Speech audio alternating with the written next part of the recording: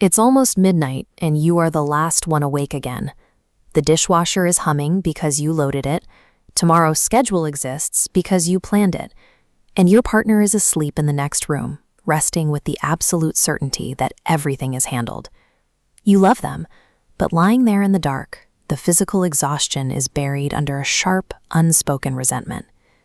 This is the specific loneliness of a relationship where only one person is doing the work. Society has a tendency to praise people in this position as naturally generous, highly organized, or simply the responsible one. But that labeling completely misinterprets the dynamic at play. Sometimes you might even call yourself controlling, feeling a wave of guilt about it. Control, however, is a symptom. Beneath the planning, the fixing, and the silent redoing of chores, there is a very specific engine running the entire machine: anxiety. Think about what happens in your body when a bill sits unpaid or a plan remains up in the air. For you, it triggers a low physical alarm. Taking over the task and completing it yourself is the fastest, most reliable way you know how to turn that alarm off. Managing the environment has become a desperate mechanism to self-soothe your own nervous system. You are overgiving because you cannot tolerate the weight of finding out whether they will step up. To understand why this is so hard to break, we have to look at the research of psychiatrist Murray Bowen. Decades ago, he shifted focus from individual behaviors to looking at relationships as shared, interconnected ecosystems. When one person starts overfunctioning, taking on the planning, the other naturally drifts into the opposite role. They underfunction. By stepping in, you send a potent message: "I've got it." The system actively trains them their effort is unnecessary, permanently locking into place. Over time, this dynamic alters the very shape of your relationship. You become the one who reminds and supervises, while they become the one who is managed. The dynamic of two capable adults standing side by side distorts into the dynamic of a parent and a child. This distortion is where the resentment takes root.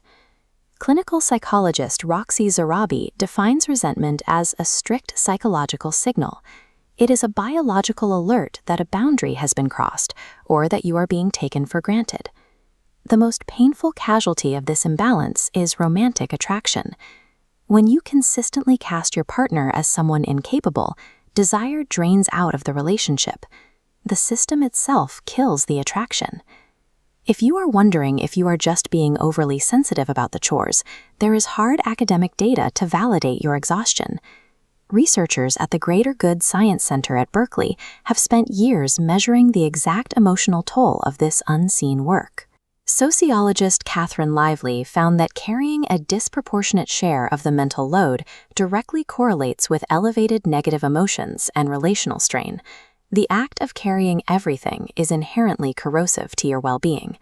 This chart visualizes a discovery by Brian Ogalski, comparing the protective value of a perfect 50-50 task split against sharing the same beliefs about fairness. The data proves a mathematically perfect split matters far less for relationship longevity than mutual agreement. In clinical terms, researchers refer to the person pouring in more effort than they receive back as the under-benefited partner. Even when their life looks functionally perfect from the outside, the under-benefited partner consistently reports significantly higher rates of burnout and low moods that mirror clinical depression. The resentment stems from the profound isolation of carrying the entire weight, while the person beside you remains completely oblivious to the effort. You might think the logical solution is just dropping the rope. You let the chores pile up, let the deadlines pass, and wait for your partner to feel the consequences of your absence. But stepping back out of spite fails because it is simply overfunctioning, holding its breath. Your internal anxiety remains unresolved, and within days, the tension becomes unbearable.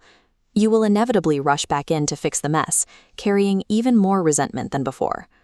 Murray Bowen offered a completely different approach, centered around a concept he called differentiation of self. Differentiation is the ability to manage and soothe your own internal anxiety from the inside out. It requires learning to feel okay without needing to control your partner or perfectly curate your external environment. In reality, this looks like noticing an unfinished task, feeling your chest tighten with the urge to intervene, and choosing to sit with that extreme discomfort instead. By tolerating the wait, you leave a genuine physical space for your partner to step into. True connection does not come from proving how indispensable you are. The most loving thing you can do for your relationship and for yourself is to put down the unearned burden and finally allow yourself the grace to have needs too.